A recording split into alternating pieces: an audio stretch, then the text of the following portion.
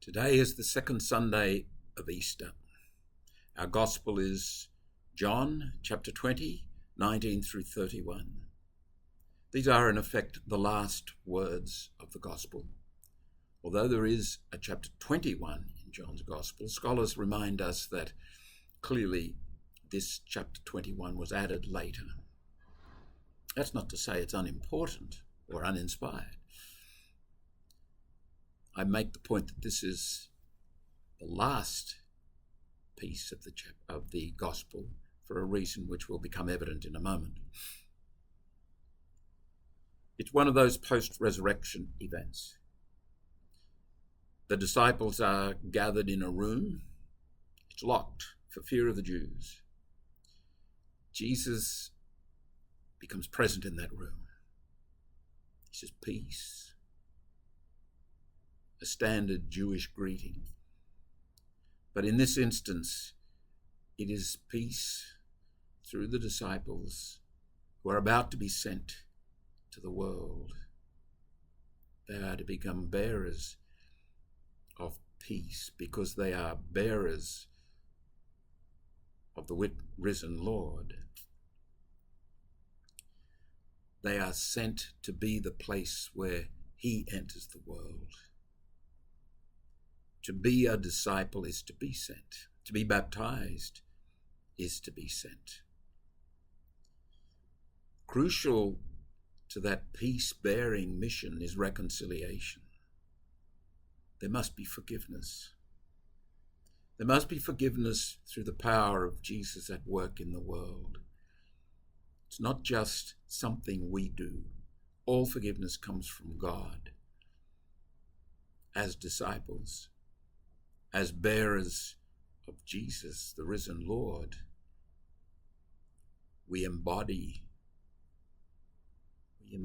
reconciliation. That's essential to our being Christians. But there's something else about this gospel that gives it a particular edge, a particular force, if you like. Thomas is not there. And when Thomas hears that the Lord has been amongst them, he says, "I won't believe. Not until I've witnessed the wounds, touched the wounds. Then I'll believe."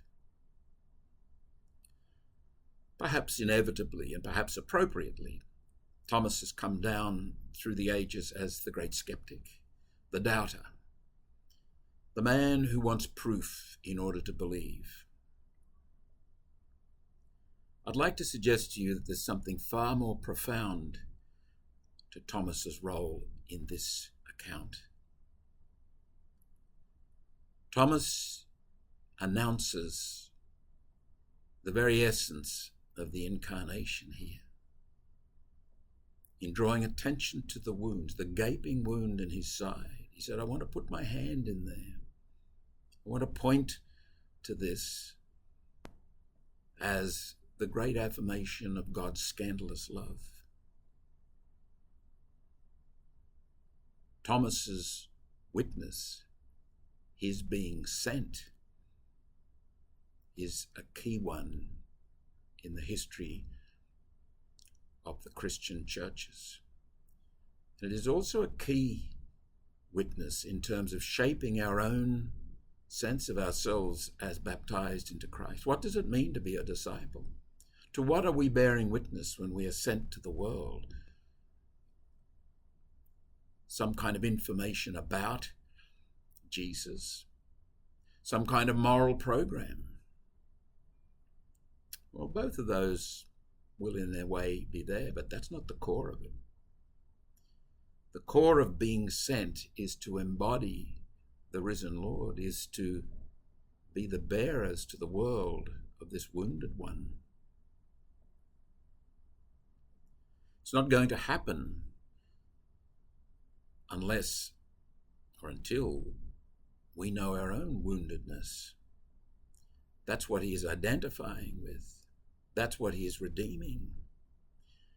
We need him. We need the glory of God shining through him in our world because we are wounded, because we are needy.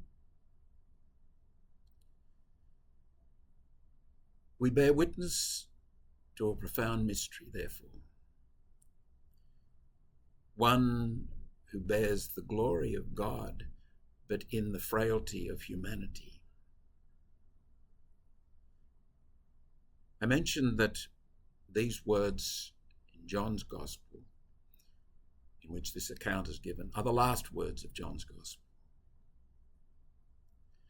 They actually bring us full circle. Let us conclude with the first words of John's Gospel, the so-called prologue, or part of it anyway, where we read, "In the beginning was the Word. The Word was with God, and the Word was God. He was in the beginning with God. All things came into being through him. Without him, not one thing came into being. What has come into being in him was life. And the life was the light of all people.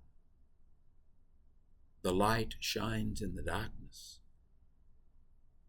and the darkness didn't overcome it." In the flesh of Jesus of Nazareth, this eternal mystery is present.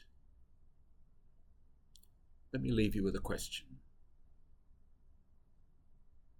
As you reflect on the Christ life into which you are baptized, which prompts you to call yourself a Christian, what is the essence of it? You are sent to the world for what? To what do you bear witness?